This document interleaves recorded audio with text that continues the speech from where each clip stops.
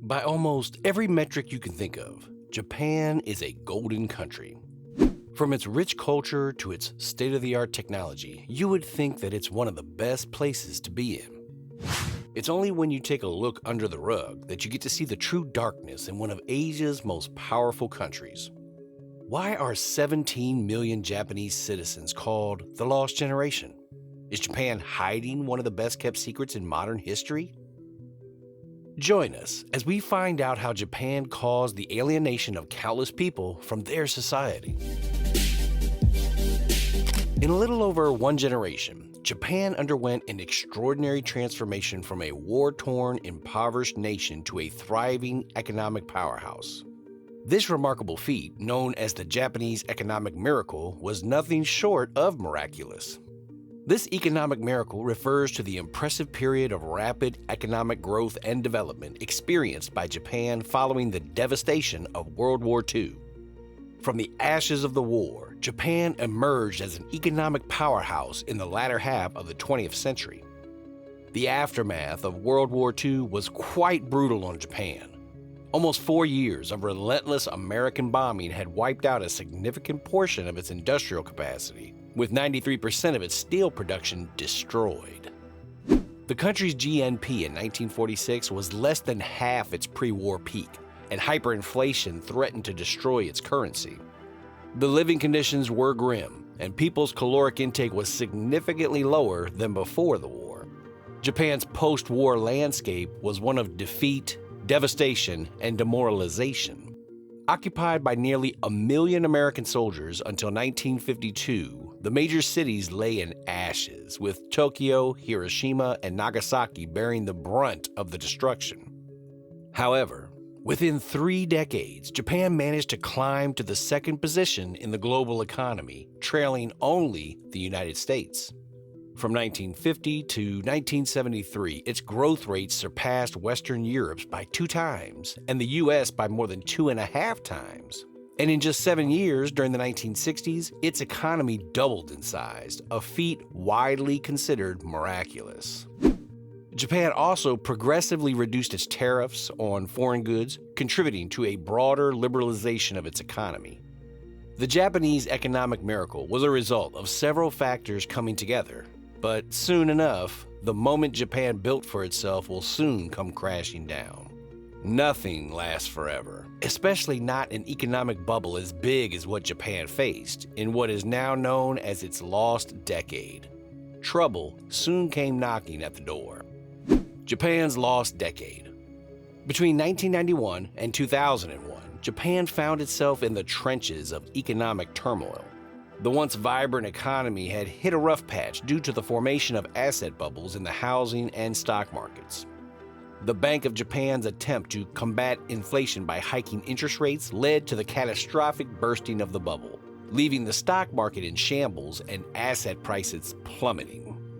Amidst this financial catastrophe, several major banks, heavily invested in speculative ventures, either collapsed or required government bailouts. Businesses faced insurmountable challenges and unemployment rates soared. Japan was stuck in a relentless decade-long recession that seemed almost impossible to overcome. The country was ensnared in what economists call a liquidity trap. No matter what measures the central bank tried, nothing seemed to work. Interest rates were slashed, but rather than stimulating spending, people held on to their savings, gripped by fear for the uncertain future. In a desperate attempt to kickstart the economy, the government turned to massive public works projects, akin to those implemented by U.S. President Franklin Roosevelt during the Great Depression. However, this strategy merely exacerbated Japan's budget deficit without providing a sustainable solution. Finally, as a last resort, the central bank adopted a policy of quantitative easing, flooding the markets with an enormous supply of yen for 5 long years. The result was a surge in inflation, but this move also had an unexpected positive effect. It encouraged Japanese citizens to start spending once again. Through this combination of unconventional measures and a gradual revival of consumer spending, Japan embarked on a slow and cautious path to recovery. However, the scars of the lost decade were deep. and the nation would need to carefully navigate its way back to economic prosperity. The Lost Generation.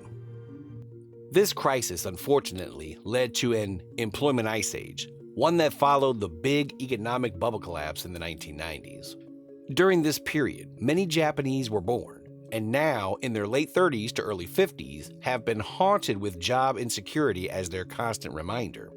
The Japanese term for this set of people is hikikomori, but to the rest of the world they are known as the Lost Generation. Japan hasn't really done much to address the despair of those hikikomori and the larger lost generation of people who got left behind in the economy.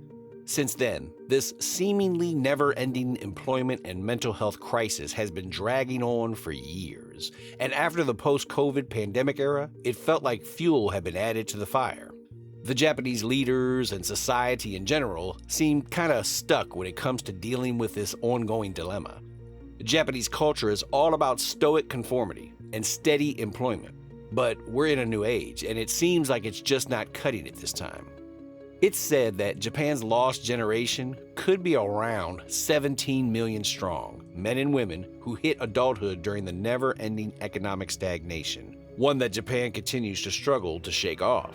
On the surface, the future doesn't look too bright, but how did this generation find themselves down in this helpless situation? What happened during Japan's lost decade? From 1991 to 2001, Japan's economy went through some of its toughest times, hitting a deep recession that no one was ready for. GDP took a hit, borrowers were in trouble, and some big banks even went under. Say sayonara to Hokkaido Tokushuku Bank, Long-Term Credit Bank of Japan, as well as Nippon Credit Bank. The days of easy credit were ancient history, and the networks of keiretsu began coming apart. Businesses either went completely under or, for some, slowed down, losing their competitive edge in the process. Japan, once considered the land of guaranteed lifetime employment, was now considered the land of unemployment. The ones facing this harsh reality the most were the next generation, hitting recent grads and young workers the hardest. With consumer confidence plummeting and demand going down, deflation crept in, a dangerous combo. Despite Japan's central bank attempting everything they could think of, nothing seemed to work. Even with interest rates being slashed to zero, for ages it seemed, the recession continued to drag on. To make matters worse, land prices in major cities dropped 15%, leaving homeowners owing more on their mortgages than their homes were even worth. The government rolled out some massive stimulus packages, building roads and bridges left and right, even when it wasn't totally necessary, just to create jobs. It gave the economy a little boost, but like a stain on your favorite white shirt, it's going to take much more to clean up what has already been done. Ultimately, those stimulus bills just added to the deficit in the long run. By then, in 2001, the central bank pulled out a new trick called quantitative easing. It was like the adrenaline rush you get when you're faced with danger. This strategy continued until 2006. By 2003, the economy began to see some light at the end of the tunnel, experiencing a consistent 2% GDP growth rate. Exports started climbing again, and more people began working. Playing a key role in this comeback was China's emergence in the global marketplace. After all, they needed many Japanese imports for their emerging economy as well. So, after a rough decade, Japan found its groove once more, and the sun began to shine on its economic horizon. There were still many challenges to face, but hey, they managed to turn the tide and sail towards better days. What other economies can learn?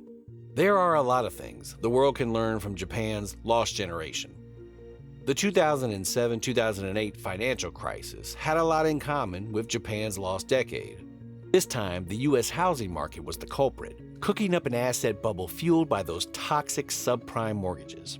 When the Federal Reserve started raising interest rates, it screwed over loads of subprime borrowers with adjustable rate mortgages, making their monthly bills skyrocket. The natural end product of this was that millions of homeowners were defaulting on their loans.